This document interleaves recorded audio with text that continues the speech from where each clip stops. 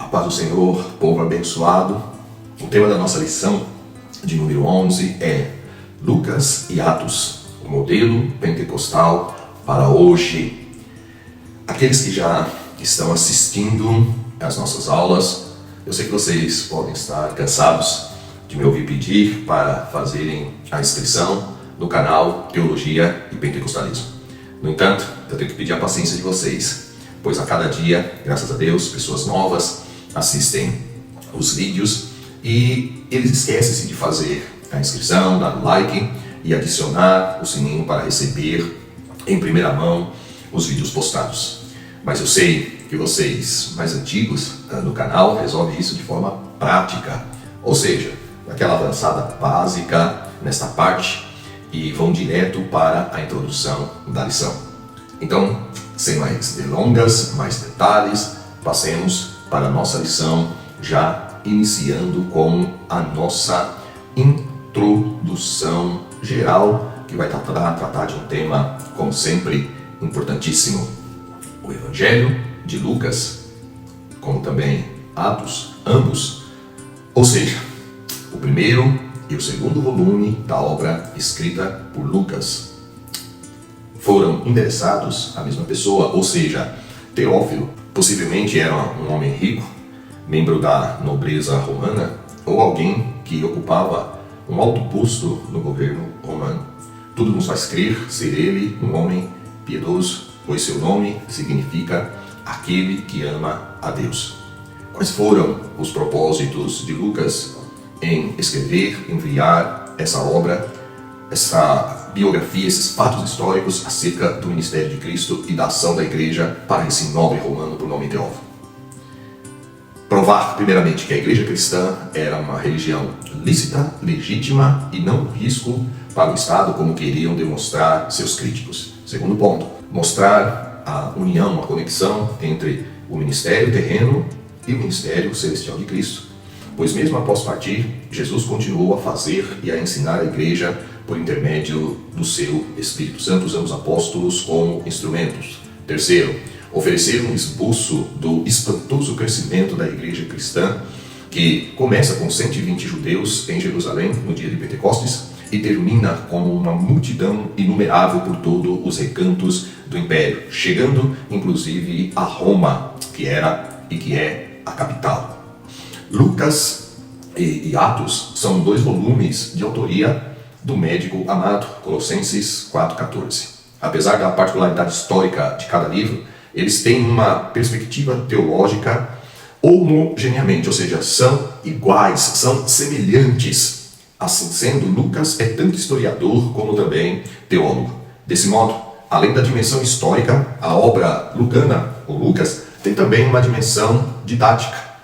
Essas narrativas servem de modelo para o comportamento cristão e a vida da igreja em todos os tempos. Lucas descreve a capacitação do Espírito Santo no ministério de Jesus e no ministério da igreja. A unção do Espírito Santo que repousava em Jesus também foi concedida à igreja, Atos 2,33. Esse revestimento de poder na vida do crente não é apresentado como dom para a salvação, mas como a unção dos salvos para o testemunho e o serviço cristão. Esse é o padrão bíblico adotado pelo pentecostal submisso ao ensino das Escrituras Sagradas. Desde o Pentecoste, o derramar do Espírito Santo permanece como modelo para a Igreja de Cristo. Então, nesta introdução, nós demos um panorama geral sobre Atos e também o Evangelho de Lucas. O ponto de número 1 nos diz o Evangelho de Lucas, o Espírito Santo no ministério de Cristo. Já o subtópico 1 nos fala sobre o Espírito Santo no Evangelho. O propósito de Deus não se encerra na cruz, mas continua na obra do Espírito Santo. Ele, o Espírito Santo, é destacado no Evangelho de Lucas desde o princípio. João, o Batista, é cheio do Espírito Santo desde o ventre, nos diz Lucas 1,15. O Espírito Santo cobre Maria com a sua sombra, Lucas 1,35. Quando Jesus foi batizado, o Espírito Santo veio sobre ele, narração de Lucas 3,22. O mesmo Espírito o conduziu ao deserto por ocasião da tentação, Lucas 4,1. Jesus regressou à Galileia no poder do Espírito Santo, Lucas 4,14.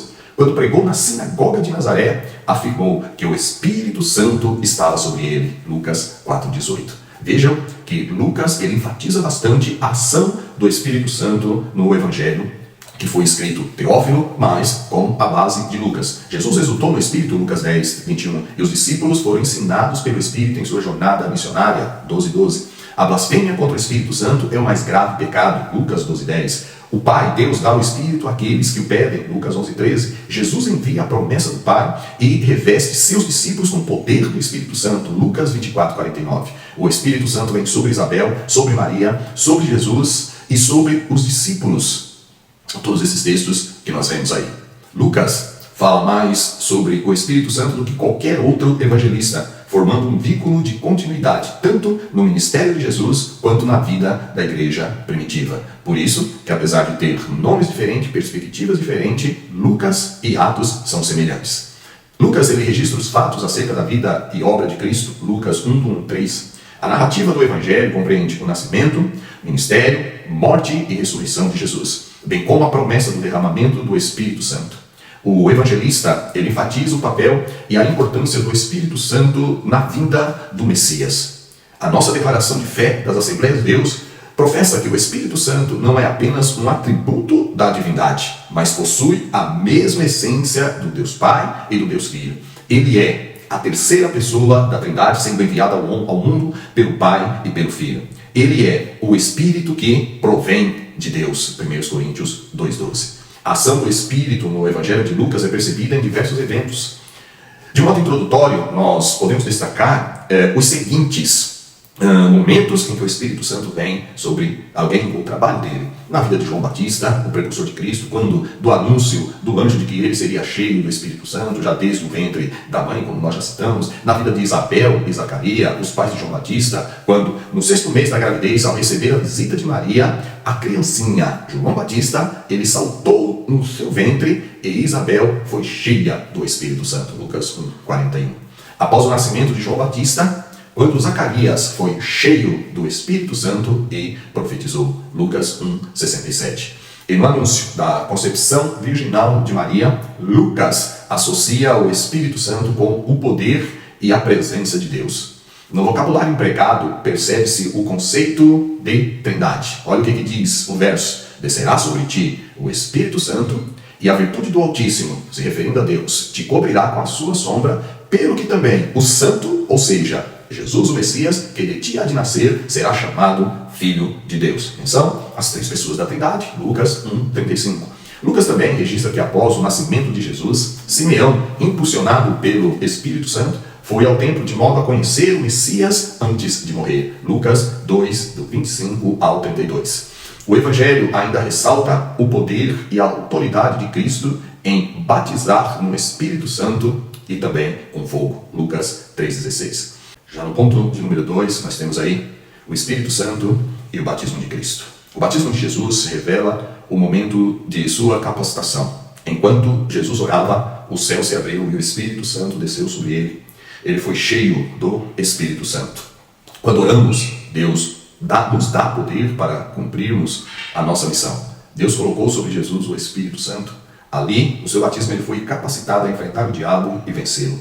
Ali, Jesus foi cheio do Espírito Santo e passou 40 dias orando e jejuando. Jesus enfrentou o diabo no deserto.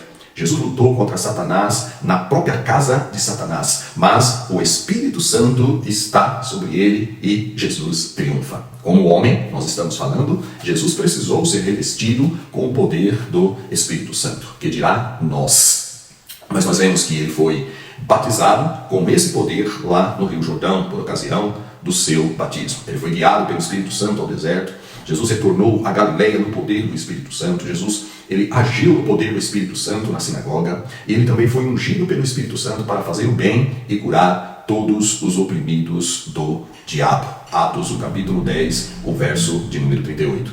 Quando Jesus foi batizado por João Batista, ele, que posteriormente batizaria seus discípulos no Espírito Santo, no Pentecoste e durante toda a era da igreja. Ele mesmo, Jesus, foi pessoalmente ungido pelo Espírito Santo. Mateus 3, 16 e 17, Lucas 3, 21 ao 22. O Espírito Santo veio sobre ele em forma de uma pomba, dotando-o de grande poder para levar a cabo a efeito o seu ministério, inclusive a obra de redenção, porque Jesus, ele foi um homem como qualquer um de nós, claro, com exceção do pecado. Então ele venceu o diabo como homem, por isso precisou do revestimento do Espírito Santo.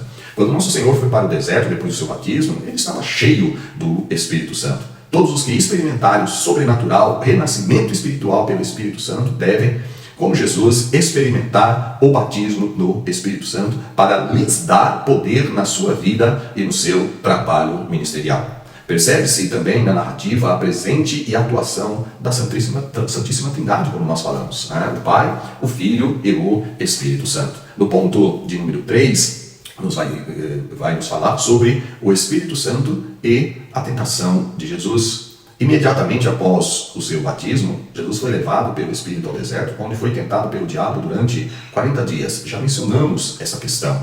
Foi pelo fato de estar cheio do Espírito Santo, conforme Lucas 4:1, que Jesus conseguiu resistir firmemente a Satanás e vencer as tentações que lhe foram apresentadas. Da mesma maneira, a intenção de Deus é que nunca enfrentemos as forças espiritual do mal e do pecado sem o poder do Espírito Santo. Não há como um homem natural enfrentar o mundo espiritual sem esse revestimento. Nós precisamos estar equipados com a sua plenitude e obedecer-lhe a fim de sermos vitoriosos contra Satanás, da mesma forma que o nosso Senhor Jesus venceu e nos deu exemplo. Um filho de Deus, propriamente dito, deve estar cheio do Espírito Santo e viver pelo seu poder. É o que nos fala a Bíblia, é o que nos ensina a Bíblia. E esta lição, ela tem esse viés, essa ideia de mostrar isso para nós. O Espírito Santo, ele guia Jesus ao deserto. Você vê lá em Lucas 4:1, Jesus ele foi concebido pelo Espírito Santo, recebeu o Espírito Santo no Rio Jordão. Então todos esses textos que nós vemos e que em algum momento repetimos, é para frisar bem a ideia de que Jesus venceu o diabo e venceu o pecado através do Espírito Santo. Não foi o diabo quem arrastou Jesus para o deserto, foi o Espírito Santo quem o levou, Mateus 4:1, e o impeliu, Marcos 1:12. Jesus ele foi para o deserto para vencer o diabo e a tentação, cheio do Espírito. O mesmo Espírito que desceu sobre Jesus como uma pomba, agora o impele para o deserto, com o impulso de um leão, nas forças de uma águia, ele vai para ser tentado. Mas nós sabemos quem foi o vitorioso, e é por isso que aqui nós estamos. O propósito dessa batalha espiritual era para que Jesus não apenas tivesse a natureza humana, mas também a experiência humana na tentação. O propósito era que ele fosse não apenas o nosso modelo, mas o nosso refúgio consolador nos momentos das tribulações, das guerras, das tentações. O autor aos Hebreus esclarece: por isso mesmo, convinha que em todas as coisas se tornasse semelhante aos irmãos, para ser misericordioso e fiel sumo sacerdote nas coisas referentes a Deus, e para fazer propiciação pelos pecados do povo, pois aquilo que ele mesmo, sendo tentado, padeceu, é poderoso para socorrer os que são tentados. Ele foi tentado em todas as coisas à nossa semelhança, mas, com detalhe, sempre que você deve frisar, sem pecado. Acheguemos-nos, portanto, confiadamente junto ao trono da graça, nos diz Hebreus, a fim de recebermos misericórdia e acharmos graça para sermos socorridos em momento oportuno. Hebreus 2, 17, 18 e também aí Hebreus 4, 15, 16. Esses versos são lindos. É importante observar que a iniciativa da tentação foi do próprio Deus.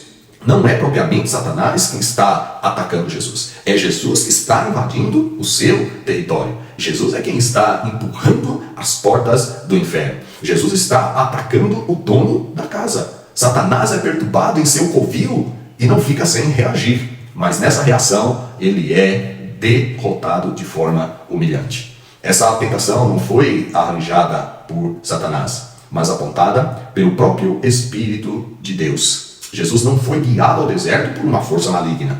Preste atenção nesse detalhe. Ele foi conduzido pelo Espírito Santo. Se o diabo pudesse ter escapado daquele combate, ele certamente o faria, porque ele estava lidando com o Filho de Deus. Ali no deserto foi lavrado a sua derrota. A iniciativa dessa tentação, portanto, não foi de Satanás, mas do Espírito Santo. Vai lá, Jesus, e vence Satanás no próprio campo dele. A tentação de Jesus fazia parte do plano e propósito de Deus, visto que antes de iniciar seu ministério, Jesus precisa apresentar as credenciais de um vencedor. A tentação de Jesus não procedia de dentro dele, jamais, da sua mente, mas totalmente de fora, da insuflação, né, de Satanás. Jesus em tudo foi semelhante a nós, como diz Tiago, exceto no pecado.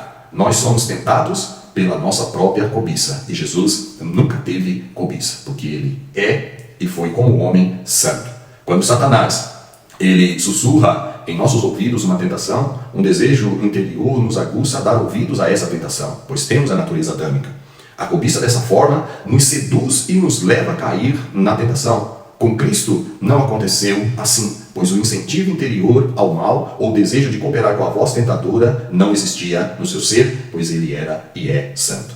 A tentação de Jesus não procedia de Deus, porque ele a ninguém tenta, nem procedia de dentro dele, porque Jesus não tinha pecado. O Espírito Santo conduziu Jesus ao deserto para ser tentado, porque o deserto da prova seria transformado no campo da nossa vitória. Nós não devemos procurar a tentação pensando que ela é o propósito de Deus para nós. Antes, devemos orar. Não nos deixeis cair em tentação. Mateus 6,13. Cristo venceu o diabo pelo poder do Espírito Santo e da Palavra de Deus, conforme nos diz aí Lucas 4, os versos 4, 8, 12 e 13. Todos os evangelhos mostram que Jesus não procurou a tentação, mas foi conduzido a ela pelo Espírito Santo. Jesus não foi compelido contra sua vontade, ele foi conduzido pelo Espírito, porque esta era a vontade de Deus. Jesus derrotar o inimigo no próprio território dele.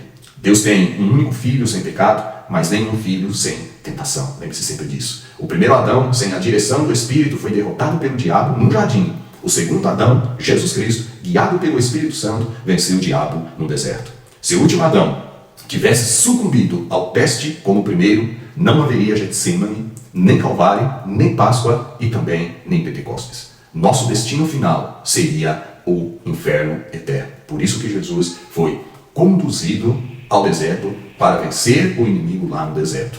E naquilo que Adão fracassou, Jesus Cristo triunfou.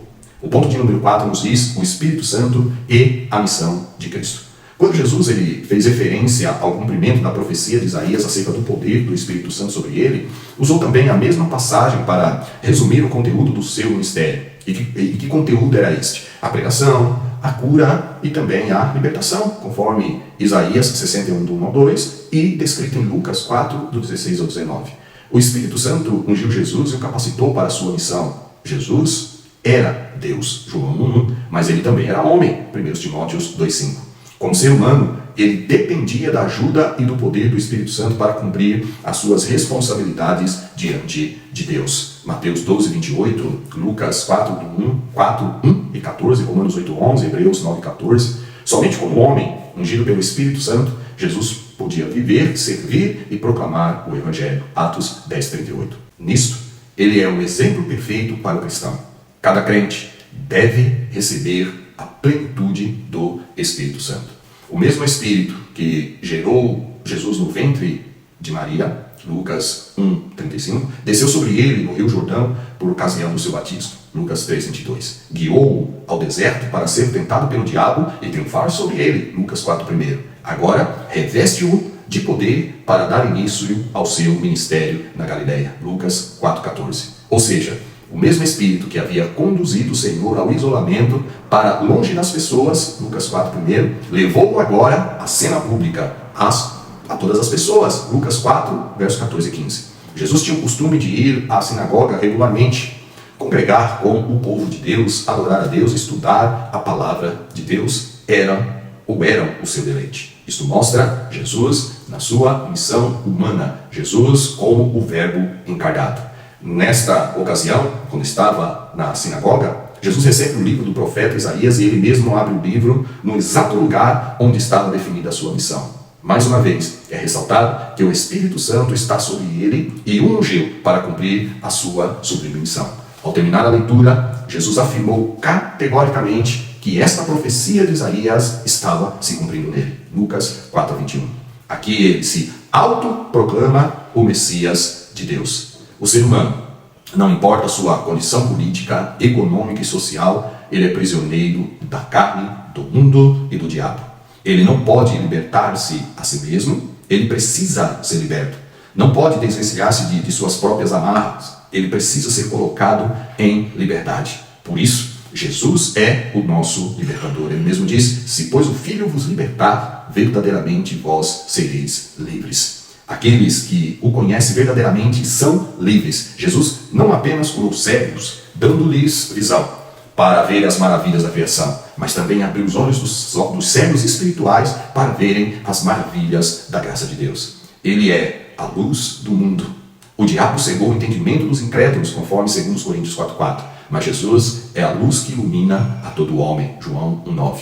O homem natural não consegue ver as maravilhas da lei de Deus, nem se deleitar nos seus preceitos por conta da sua cegueira espiritual. Somente Jesus pode tirar as vendas espirituais dos olhos e arrancar o homem do império das trevas. E tudo isso ele fez através da unção do Espírito Santo.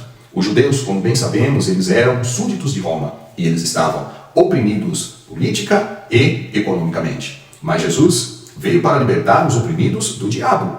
Nenhuma religião pode arrancar do coração humano essa opressão. Nenhum rito sagrado, nenhum cerimonial pode aliviar o homem desse peso esmagador. Somente Jesus. Nenhum esforço humano pode atenuar essa situação.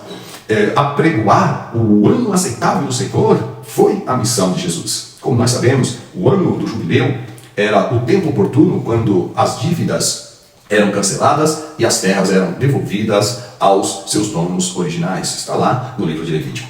Esse ano do jubileu era uma demonstração da graça de Deus que, por meio de Cristo, trouxe aos pecadores o perdão de seus pecados e também a vida eterna, libertando a todos do poder de Satanás e também vencendo a morte. Chegamos aí à sinopse do nosso ponto, ou do nosso tópico de número 1, que diz: a unção do Espírito Santo esteve presente na vida de Jesus e também no seu ministério, capacitando-o a cumprir a missão para a qual Deus Pai o havia enviado. Encerramos aqui esse tópico de número 1. Te aguardo, no próximo vídeo, onde nós vamos falar sobre Atos dos Apóstolos, o Espírito Santo no ministério da igreja. Te aguardo lá, em nome de Jesus.